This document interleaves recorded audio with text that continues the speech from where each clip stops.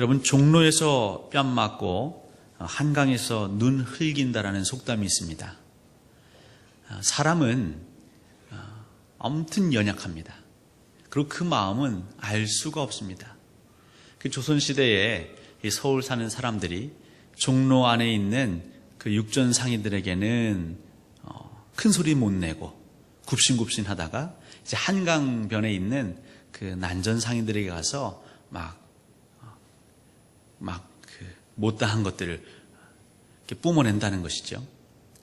그래서 우리는 강자에게 약하고 또 약자에게 강한 어떤 인간의 추악한 본성을 여전히 경험하고 있습니다.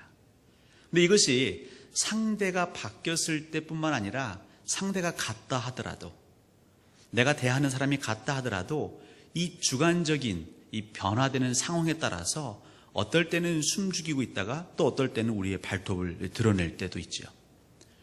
부부관계에서도 마찬가지고 친구관계에서도 마찬가지고 직장 동료나 직장 상사 또 부하 직원 간에서도 이런 것들을 우린 종종 볼 수 있습니다. 분위기가 좋지 않으면 가만히 있다가 뭔가 꼬투리를 잡으면 그 전에 내가 당했던 서름까지 다 얹어서 한 번에 이렇게 분출하는 것이죠. 남녀 연인들이 보통 싸울 때에 남자나 혹은 여자가 이해하지 못할 때가 별로 나는 크게 잘못하지 않았다고 생각하는 그 사소한 것이 기폭제가 되어서 도화선이 되어서 정말 그 힘든 그 싸움들을 이어갈 때가 있지요. 사람은 이 마음을 어떻게 주체하지 못하는 존재인 것입니다. 때로는 그 상황에 의해서 좌지우지 되기도 하기 때문이죠. 오늘 제가 왜 이 말씀을 드리냐면, 오늘 민수기 12장을 읽어보시면 1절부터 8절까지 보시는데요, 모세와 아론과 이 미리암의 대화에서 이해가 되지 않는 부분이 있습니다. 그건 뭐냐면 정말 그 세 사람은 형제입니다. 이 아버지 아므람을 같은 아버지로 두고 있는 이 남매지간들입니다. 모세의 형은 아론이고 또 미리암은 아론의 누이라고 하고 있습니다. 결국 이들은 남매지간인데, 또한 그 애굽에서부터 이 이스라엘 백성들을 출애굽하는 과정 가운데 서로 제 역할들을 굉장히 열심히 훌륭히 해냈지요. 어떻게 보면 정말 끈끈한 동역자들입니다. 아다시피 그 모세가 저는 말을 잘 하지 못합니다 라고 할 때 하나님께서는 내 형 아론이 있지 않느냐 해서 아론은 항상 모세 옆에 있었고, 하나님께서 모세에게 말씀하시면 모세는 그 말을 아론에게 전하고 아론이 그 백성들에게 일목요연하게 전달하였습니다. 그래서 하나님께서 무슨 일을 어떻게 하셨는지 항상 그 곁에서 봤던 것이 아론입니다. 바로 앞에도 정말 들락날락하면서 그 담대함이 커지기도 한 아론입니다. 반면에 미리암은, 여러분, 홍해를 건넌 다음에 이스라엘 백성들이 정말 기쁨의 잔치를 벌이죠. 그때 미리암이 어떻게 하냐면 먼저 소고를 잡습니다. 그리고 그가 춤을 추니까 많은 모든 여인들이 따라서 춤을 추며 하나님을 찬양하였다라고 말하고 있습니다. 결국 아론은 이제 이스라엘 그 족속 가운데 대제사장의 직분을 감당하게 되었고, 이 미리암은 그 본문으로 비추어 봤을 때에 상당히 영향력 있는 여성 리더다라고 볼 수 있겠습니다. 그러니까 미리암이 어떤 행동을 하면 그 수많은 모든 여인들이 동시에 따라할 정도로 영향력이 있는 리더죠. 또 오늘 본문에서도 나오지만 여호와 하나님과 말씀을 나눌 수 있는 그 정도의 선지자, 예언자로서 미리암은 역할을 하고 있습니다. 이처럼 이스라엘 백성들을 그 어려운 가운데에서, 애굽 가운데에서 출애굽시켰고 이 광야 가운데에 수많은 이들을 함께 겪어가고 있는데 오늘 문제가 발생합니다. 표면적으로 드러난 문제는 무엇이냐면, 모세가 새로운 아내를 맞이하죠. 근데 그 아내가 출신이 구스 사람이랍니다. 그러니까 지금의 에티오피아라기보다는 당시의 에티오피아고 오늘로 치면 수단 정도 되는 지역의 여인을 맞이하는 것이죠. 어떤 사람들은 그렇기 때문에 피부색이 검었다 하지만 그것은 확인될 수는 없습니다. 문제는 사실 모세에게 그 전에 아내가 있었죠. 십보라입니다. 근데 십보라 역시 미디안 사람입니다. 모세가 미디안 광야로 도망간 다음 거기서 만난 여인이 십보라고, 그 모세는 그 이방 여인이라고 할 수 있는 유대인이 아니죠. 이스라엘 백성이 아니죠. 그 십보라와 함께 부부가 되는 것입니다. 근데 오늘 이 구스 여자를 취하였다는 것만으로 아론과 미리암이 그렇게 함께 끈끈하게 그 어려운 일들을 헤쳐나갔던 그 동역자들이 동시에 모세를 향하여서 반기를 든다? 여기서 비방한다라고 했지만 영어 성경을 보면 spoke against라고 했습니다. 그러니까 말을 하는 것이죠. 거친 말을 하는 것입니다. 모세를 대항하여서, 대립하여서 그 반대편에 서서 반대 입장에서 격렬하게 반응하는 것입니다. 아니, 그 이방 여인이 무엇이라고 이 아론과 미리암이 이토록 입에 거품을 물고 모세를 비방할까요? 근데 그 비방하는 정도가 얼마나 심하냐면 하나님께서 들으시고 모세가 어떻게 할 줄을 모르니까 이 세 사람을 하나님이 부르시는 거죠. 모세는 그냥 꿀먹은 벙어리처럼 가만히 있는 것입니다. 근데 하나님 보시기에 딱하니까 개입을 하시는 거죠. 그리고 모세, 아론, 미리암, 너희들 이리 좀 와봐. 그리고 오늘 본문을 이어가시는 거거든요. 도대체 아론과 미리암은 뭐가 그렇게 불만이었을까요? 아니, 구스 여자를 그 동생이 그 오라버니가 아내로 맞이한 게 뭐가 그렇게 큰 문제일까요? 제가 이 부분을 주석을 찾아보면서 여기저기 찾아봤지만 사실 신학자들 역시 이것이 왜 그렇게 큰 문제가 되는지 밝히지를 못하고 있습니다. 똑부러지게 설명하는 장면은 없습니다. 근데 민수기 11장을 살짝 보면 조금 우리가 유추하고 추측할 수는 있는 것이죠. 민수기 11장에 어떤 내용이 나오냐면 이스라엘 백성들이 다시 광야에서 먹을 것이 없습니다. 이제 만나는 있는데요. 이 만나를 늘 먹으니까 질린 거죠. 뭐 다른 게 없나? 아침, 점심, 저녁 만나만 먹으니까 허기가 지나 봅니다. 단백질을 섭취해야 되는데 그래서 우리는 고기가 없다 투정하는 그들을 향해서 모세가 하나님께 구합니다. 하나님, 이 백성들이 고기가 없다고 이렇게 투정되는데 어떻게 합니까? 제가 이 걸어다니는 장정들만 60만인데 도대체 이 60만, 그러니까 그 아녀자들과 그 아이들까지 하면 얼마나 되겠습니까? 100만이 훨씬 넘는 사람들의 이 불만을 저 혼자 감당하지 못하겠습니다. 전 너무나 피곤하고 이젠 지칠 대로 지쳤습니다. 그러자 하나님께서 그렇다면 그 이스라엘 백성들 가운데에 장로나 노인 될 만한 사람들 70명을 세워라 이렇게 표현하죠. 그래서 그 70명을 세워서 장막으로 불러 세우면 내가 나의 영을, 하나님의 영을 그들에게 부어주겠다. 그리고 정말 그 이스라엘 족속들 가운데에 모세와 함께 이 백성들을 책임질 만한 리더들을 70명 불러 세웠습니다. 명단을 발표합니다.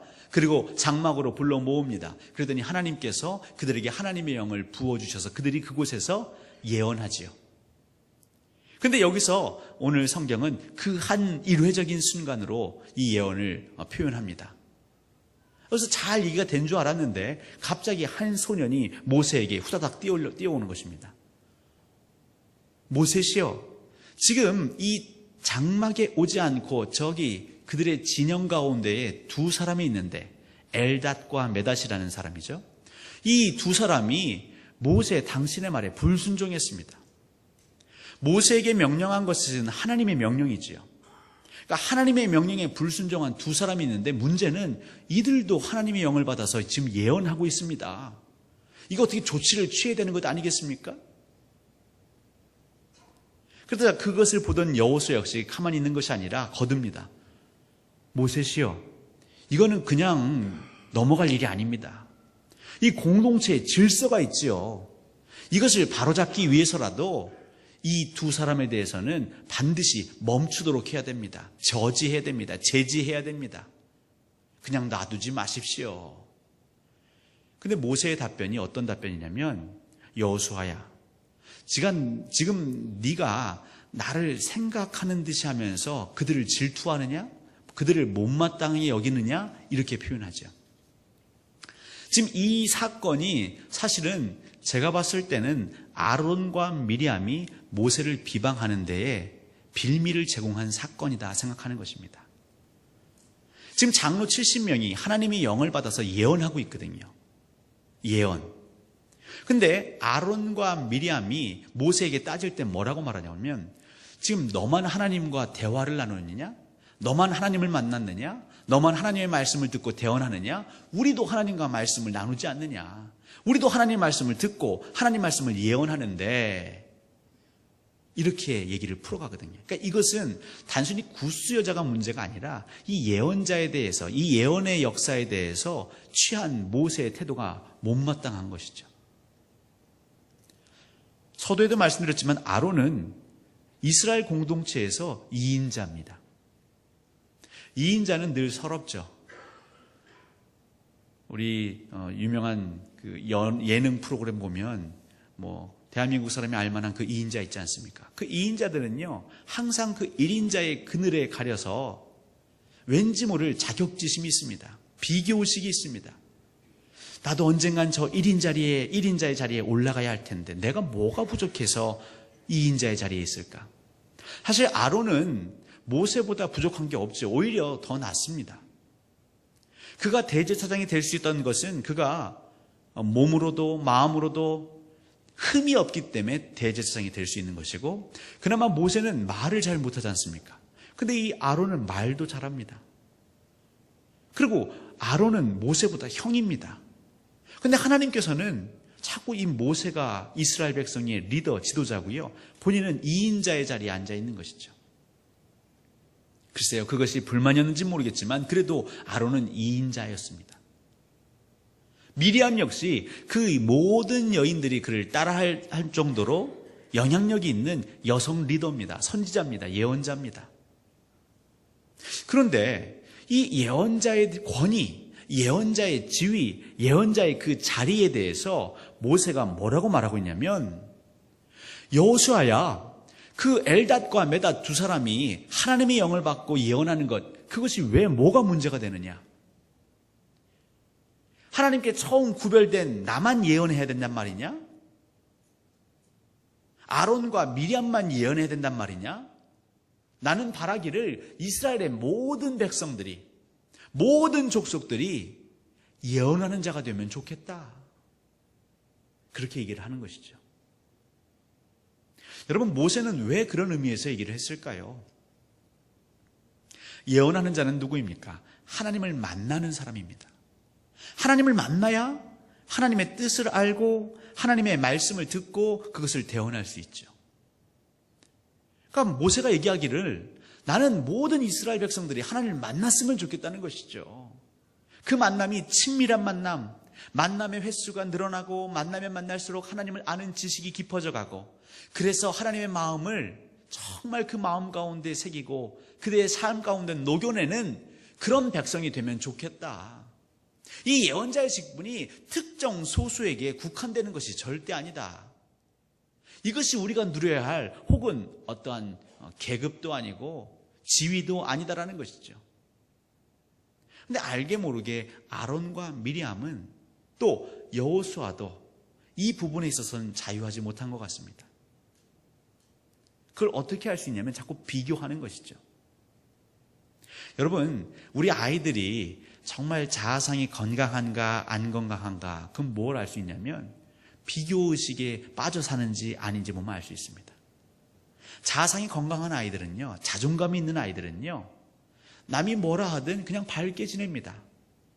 근데 자아상이, 자존감이 건강하지 못한 아이들은 그 아이가 아무리 잘해도 주눅 들어 있습니다. 나보다 잘하는 사람 볼 때마다 기가 눌리고요, 그래서 왠지 억하심정에 그에게 심술을 부리기도 하는 것이죠.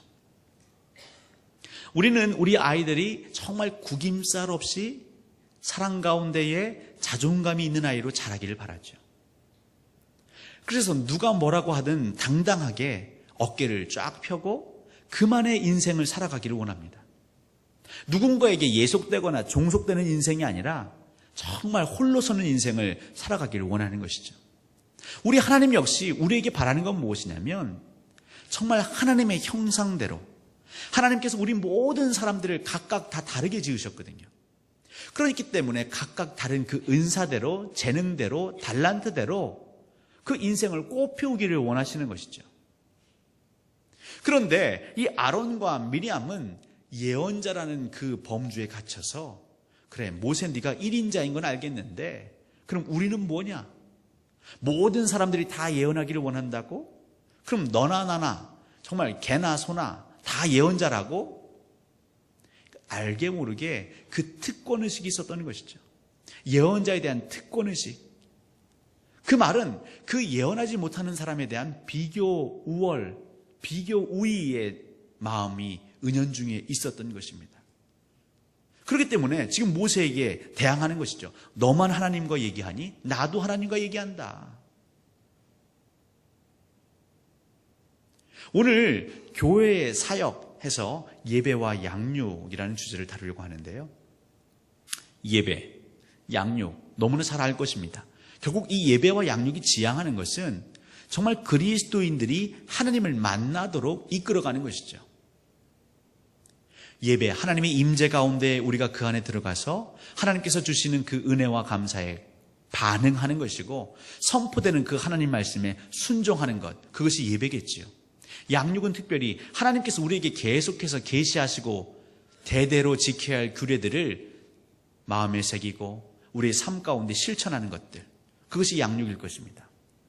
아론과 미리암은 그 누구보다도 예배하는 삶을 살았고 양육받았고 또 양육하는 삶을 살았습니다.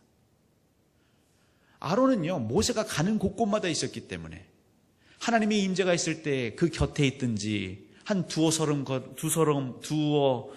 걸음 뒤에 있든지 결국 하나님의 임재를 항상 지켜봤던 자입니다. 또한 여호와께서 모세에게 말씀하시면 그 말씀을 아론이 먼저 들었고요, 또 그것을 이스라엘 백성들에게 말하는 자였습니다. 그러니까 하나님의 말씀을 끊임없이 듣고 가르치는 자가 아론이었습니다.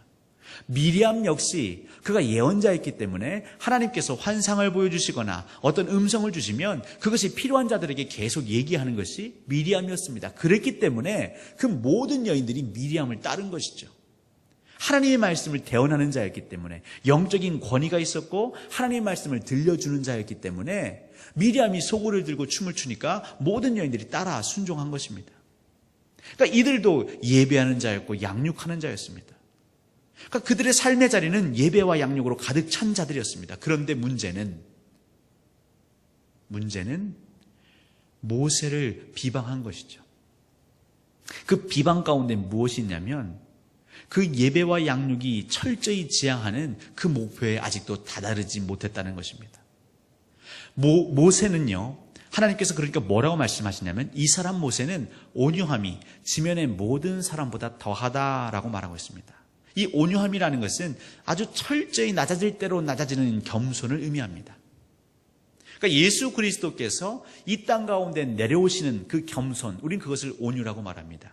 신약 성경에서 온유는 어떤 의미를 내포하고 있냐면 야생마를 길들이다라는 의미를 내포하고 있습니다. 그러니까 온유한 사람은 어떤 사람입니까? 길들여진 사람입니다. 온유한 사람은 어떤 사람입니까? 내 성격, 내 성과를 내세우는 것이 아니라 그것들을 다 죽이고 무언가에 이끌려가는 사람이 온유한 사람인 것이죠. 그러니까 야생마는요, 힘이 좋죠. 그러니까 저 야생마만 길들이면 그것은 준마가 됩니다. 천리마가 될 수 있습니다.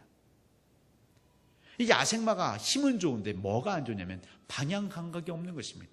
자기 멋대로 날뛰는 것이죠. 그래서 이 야생마가 가야 할 길을 지도해주는 그 훈련이 된다면 이것은 정말 준마, 어디에 내놔도 부럽지 않은 말이 될 것입니다. 우리 인간은 태초에 하나님의 형상으로 지음받았습니다. 근데 문제는 우리의 죄, 이 원죄가 문제인 것이죠. 그러니까 이 원죄만 다스려진다면, 길들여진다면 우리는 하나님의 형상으로서 이 땅에서 귀한 사명을 감당할 수 있겠죠. 그래서 우리의 원죄를 다스리는 것, 우리가 길들여지는 그 자리가 바로 예배와 양육의 자리입니다. 나는 죽고 예수로 사는 삶, 그런 책도 있고 베스트셀러죠. 그러니까 우리 그리스도인들은 매일 매 순간순간마다 나를 죽이는, 내 자아를 십자가에 못 박는, 내 바램, 내 경험, 내 지식, 내 욕망까지도 철저히 내려놓는 그 길들임에 우리를 노출시키는, 그것이 예배와 양육이거든요. 아론과 미리암은 그 수많은 예배와 양육의 자리에 들어갔지만 여전히 뭘 못 버리고 있냐면 내가 누군데 이걸 못 버리고 있습니다. 나 아론이야, 나 미리암이야, 나 그래도 이스라엘의 제2인자단 말이지, 모든 여인들에게 영향력을 미칠 수 있는 난 여성 리더자 중에 탑이란 말이지.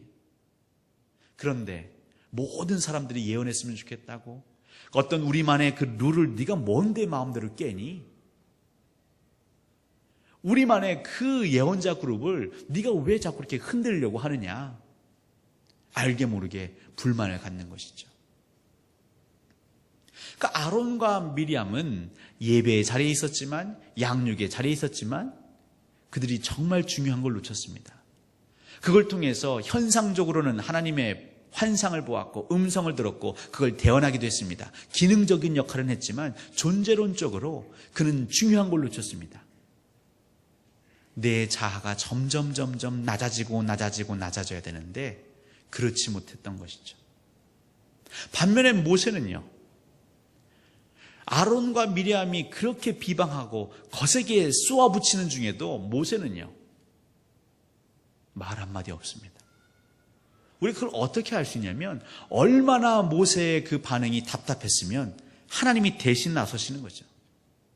하나님이 대신 나서서 이 모세의 억울함을 풀어주시는 겁니다. 너희들은 내가 보는 그 자리에서 환상이나 그 음성으로 나와 소통하지, 근데 모세와 나의 관계는 그것을 뛰어넘는단다. 그럼 도대체 모세는 어떻게 이렇게 온유하게 길들여질 수 있었을까요? 철저하게 길들여질 수 있었을까요? 여러분 아시는 것처럼 모세는 엄밀한 의미에서 아론과 미리암과 비교가 될 수 없죠. 그는 애굽의 황실에서 엄청난 교육을 받았지 않습니까? 그 왕자로서의 참 많은 학문과 또 무예도 다스렸을 것입니다. 그리고 그에게는요, 굉장한 혈기가 있었죠. 그래서 그 왕자 시절에 그 거닐다가 애굽 사람이 자기 동족을 괴롭히는 걸 보고 그를 쳐서 죽이게끔 하는 그런 우발적인 혈기도 이 모세에게는 있었습니다. 똑똑하죠. 힘도 세죠. 싸움도 잘하죠. 거기에 혈기도 있죠. 근데 이런 모세가 어떻게 아론과 미리암이 그렇게 대항하고 대적하며 얘기하는데 가만히 있을 수 있을까요? 여러분이 아시는 것처럼 40년의 광야 시절이 있었기 때문에 그렇습니다. 40년의 광야 시절, 여러분 성지순례 가보신 분은 아시겠지요? 아니면 사막 투어 해보신 분은 아시겠죠? 정말 사막에 가면요, 아무것도 없습니다. 그러니까 여행객으로서 사막은 낭만적입니다. 고요하지요. 하늘과 땅밖에 없습니다. 해와 달과 별과 바람, 그리고 나 홀로 있는 것이죠. 그 세상에 지친 사람들은 그 사막 그 안에서 때로는 위로도 받습니다. 치유도 받습니다. 그런데 문제는 거기서 40년 산다고 생각해 보십시오. 저희 광주 동산교회에서도 서울 사시다가 어찌어찌해서 광주로 이사 오신 분들 계세요. 최근에 어떤 한 분하고 통화하는데 그분이 광주 사시다가 이제 하남으로 나가셨더라고요. 근데 그분 얘기가 그렇습니다. 그래도 광주 살다 하남 나가니까 조금 숨통이 트이신대요. 이 광주는 아무래도 조금 시골스럽다는 것이죠. 제가 예전에 곤지암에 4년 정도 살았는데요. 곤지암 4년 살 동안 제 안에 이게 투정했죠. 야, 여기 너무 시골스럽다. 서울 나가고 싶다. 어찌해서 제 사역지가 서울로 옮겨집니다. 그러니까 서울 나가서는 또 제가 어떻게 했냐면, 여긴 너무 복잡하다. 시골 가서 살고 싶다. 광야 40년 세월은요, 결코 사람에게 만만하지 않습니다. 그곳에서 모세는 철저하게 낮아집니다. 길들여집니다. 그 힘이, 그 혈기가 쫙 빠지고요. 무엇보다 하나님을 만나는 그 자리 가운데에서 내가 똑똑한 줄 알았는데, 세상의 모든 학문을 섭렵한 내가 정말 지혜로운 줄 알았는데 나는 그 사막의 모래만도 못한 존재라구나. 그 존재론적인 자각을 일깨우는 자리가 그 광야 40년이었던 것이죠. 광야는 모세가 여호와를 만난 자리입니다. 그리고 그곳에서 모세는 하나님의 말씀을 들었습니다. 내가 너를 택하노니 너는 이스라엘 백성들의 지도자가 되어 그들을 다 출애굽시켜라. 그리고 내가 약속한 그 땅으로 인도해 내거라. 똑같은 예배와 양육의 자리에 있었던 것 같지만 아론과 미리암은 여전히 나, 자, 개인 이것이 생생하게 살아있었고요. 그러다 보니까 누가 나보다 높고 누가 나보다 낮고 누가 나보다 뛰어나고 누가 나보다 부족한지를 항상 비교하는 삶을 사는 것이죠. 반면에 모세는요. 그의 40년을 통해서 그의 삶이 오직 하나입니다. 여호와 하나님. 다른 사람들의 얘기가 아니라 여호와 하나님 보시기에 철저히 길들여진 것이죠. 하나님에 의해서 길들여진 것입니다. 그렇기 때문에 하나님 말씀하시길 이 모세의 길들여짐이 그 혈기왕성했던 모세의 이 훈련됨이 지상의 모든 사람보다 더하다라고 말하는 것입니다. 우리의 신앙의 여정이 30년, 40년 가면 갈수록 우리가 생각해야 할 것은 광야 가운데 아무것도 없는 사막 가운데에 홀로 서 있는 나 개인을 떠올리시면 좋겠습니다. 누구와 비교하실 필요가 없습니다. 예배하는 태도도 마찬가지입니다. 양육받는 태도도 마찬가지입니다. 철저히 내 한 사람이 하나님 앞에서 길들여지는 것들. 모세가 희망하는 건 무엇입니까? 이스라엘의 모든 사람들이 예언했으면 좋겠다라는 것입니다. 하나님께서는 우리 모두를 왕 같은 제사장으로 예언자로 정말 하나님의 그 거룩한 소유로 부르신 것이죠. 누가 누구의 종속되거나 누구의 말을 따라야만이 그것이 바른 길이 아니라 우리 모두는 하나님의 사람으로서 하나님의 음성을 듣고 성령의 인도하심을 받는 그 이상향. 아직까지 우리가 훈련되지 않았기 때문에 길들여지지 않았기 때문에 필요에 의해서 목자가 있고 올로 치면 목사가 있고 사역자가 있지만 이것이 완벽한 것이 아니죠. 진짜 우리가 나아가야 할 그 희망사항, 이상향은 무엇이냐면 우리 모든 사람 한 사람이 다 하나님과의 그 만남 가운데 친밀함 가운데에 우리가 다 모세가 되는 것입니다. 다 사공이 되자는 것이 아닙니다. 철저히 하나님 말씀에 순종하는 자가 되자는 것이죠. 교회의 사역, 예배가 지향하고 양육이 지향하는 것은 내가 죽는 것입니다. 공예배를 우리가 강조하는 것은, 성수주의를 강조하는 것은, 훈련을 강조하는 것은 내가 이만큼 훈련을 축적했다, 수료했다, 내 수료증들이 이것 이렇게 많다라는 것을 자랑하기 위함도 아니요. 내가 그 시간들을 통해서 내가 더 죽어져야 되는구나. 여전히 내 안에 내가 더 많구나. 내 못난 자, 욕심의 자들이 여전히 하나님의 영광을 가리는구나. 하나님의 일을 하면서도 때때로는 하나님을 바라보지 아니하고 내 주변의 사람들을 보며 비교하고 판단하고 정죄하는구나. 때로는 이것이 하나님의 공동체를 무너뜨리는 사단이 들어오게 되는 그 빌미를 제공하는구나. 그러니까 우리의 예배의 자리, 우리의 양육의 자리는 항상 이것을 점검해야 합니다. 내가 죽어가고 있는가? 내 자아가 정말 철저히 고개 숙이고 있는가? 누구를 향해서요? 하나님을 향해서요. 근데 문제는 하나님을 향해서 죽어지는 자의 삶은 그 형제 자매의 삶 가운데에서도 그런 유가 난다는 것입니다. 겸손함으로 살아간다는 것이죠. 똑같이 대항하지 않습니다. 똑같이 핏대 올리지 않습니다. 똑같이 논쟁하지 않습니다. 그저 참고 견디는 것이죠. 광주 동산교회에 우리 모든 권속들이 하나님께서 하나님의 뜻대로 하나님의 것을 이루시는 데에서 불만을 갖지 않는 그 때까지 우리는 예배하는 것이죠. 포도원 품꾼의 비유를 아실 것입니다.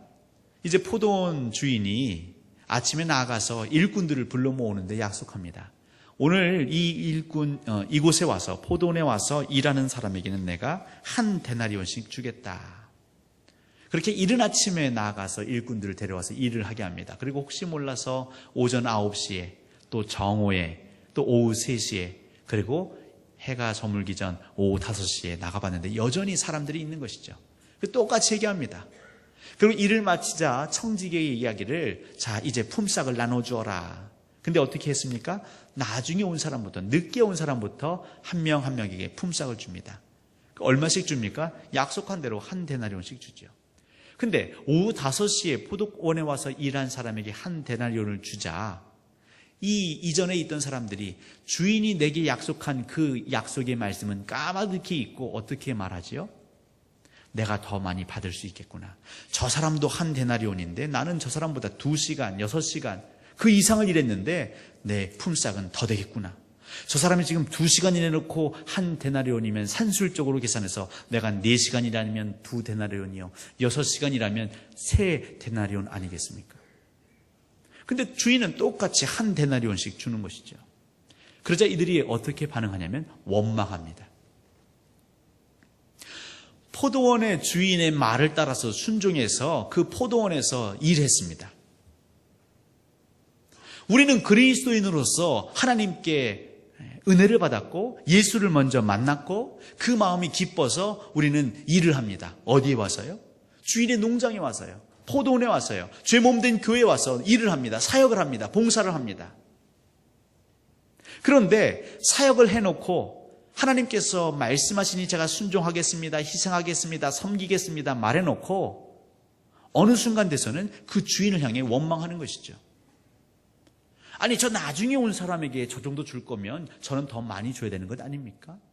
저 사람이 이곳에서 저렇게 인정받을 정도면 저는 더 높임받아야 되는 것 아닙니까? 아론과 미리암과 아주 유사한 태도를 보이는 것이죠. 비교하는 것입니다. 근데 그 자리에서 하나님이 뭐라 말씀하시냐면 네 것이나 가지고 가라. 너에게 약속된 것 이것이나 가지고 가라. 나중 온 이 사람에게 너와 같이 주는 것이 내 뜻이다. 그러니까 하나님의 사람이 항상 집중해야 되는 것은 여호와 하나님의 뜻인 것이죠.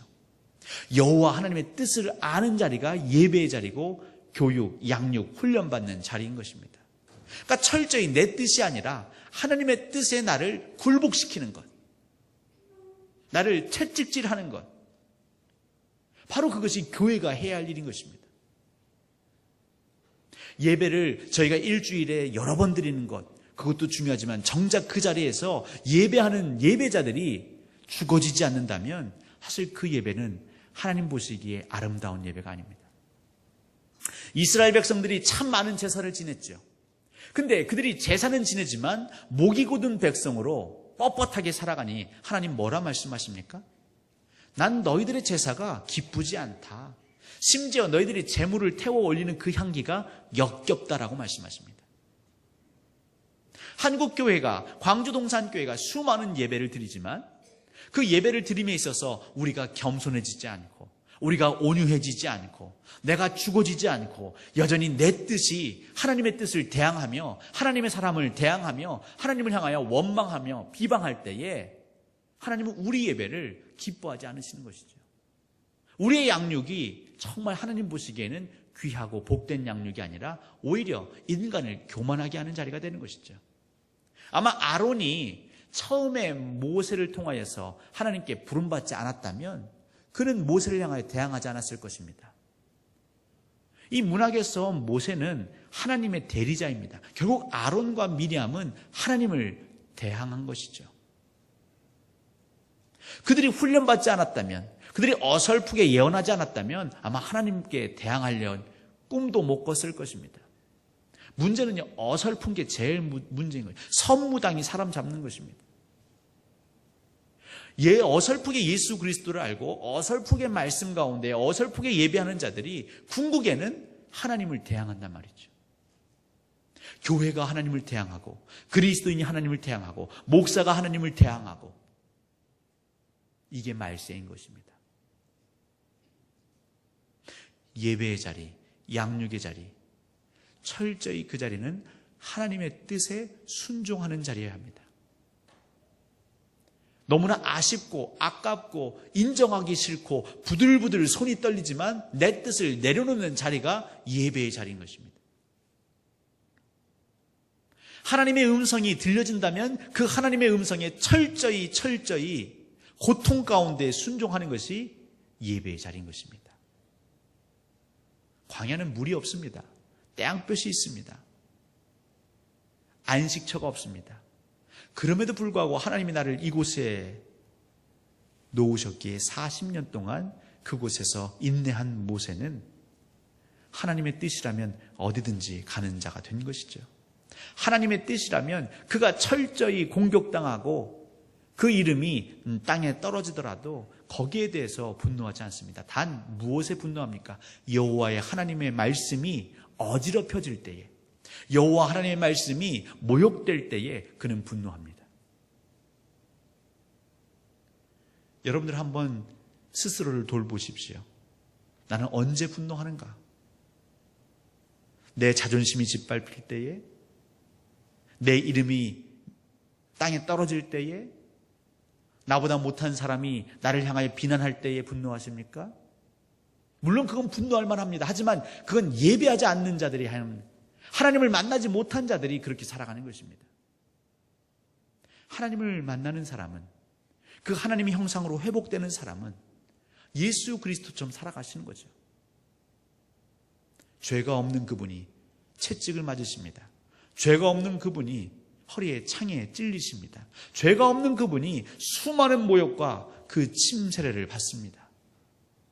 그래도 그 입술에서는 무슨 말을 하고 있습니까? 하나님, 저들의 죄를 사하여 주옵소서. 저들이 지금 무슨 일을 하는지 못합니다. 알지 못합니다. 긍휼히 여겨 주십시오. 예배하는 여러분들에게, 정말 하나님의 말씀으로 양육받는 여러분들에게 누가 비난합니까? 여러분 기도하십시오. 하나님, 저들을 용서하여 주시고 저들의 죄를 저들에게 갚지 말아 주십시오. 제가 죽어지는 것, 제가 욕먹는 것 괜찮습니다. 하지만 하나님의 영광 가리우는 건 안 되지 않습니까? 그것이 바로 예배와 양육이 지향하는 목표인 것이죠. 결국 우리가 점검할 수 있습니다. 나는 예배자인가? 나는 양육되었는가? 내가 온유한가? 내가 길들여졌는가? 내가 성령 하나님이 이끄시는 대로 잘 순종해서 따라가는가? 아니면 내 멋대로, 내 마음대로, 내 소원대로 자꾸 천방지축 날뛰려고 하고 있지는 않은가? 오늘 이 밤, 또 이 저녁 여러분의 자리에 돌아가셔서 묵상하시며 하나님 앞에 또 물으시고 하나님 앞에 말씀을 들으시면 그렇게 한 번, 두 번 내 자신을 죽어갈 때마다 하나님께서 여러분들을 변호할 것입니다. 여러분들이 궁지에 몰렸을 때 하나님이 여러분들의 편에 서실 것입니다. 여러분이 여러분을 변호하려고 하지 마십시오. 여러분이 여러분의 마음에 맞는 사람, 두세 사람을 모아 패당을 만들려고 하지 마십시오. 아무리 아론과 미리암이 손잡았지만 진정으로 온유한 자기 자신을 철저히 죽음으로 내어모은 모세를 이길 수 없었던 것이죠. 여러분 한 사람이 온유한 자가 되시고 그렇게 온유한 자들이 우리 광주 동산교회에 가득 차고 광주 동산교회의 그 모습이 또 한국교회의 빛과 소금이 되어 이 땅의 모든 그리스도인들이 온유한 자 되기를 주님의 이름으로 간절히 소원합니다.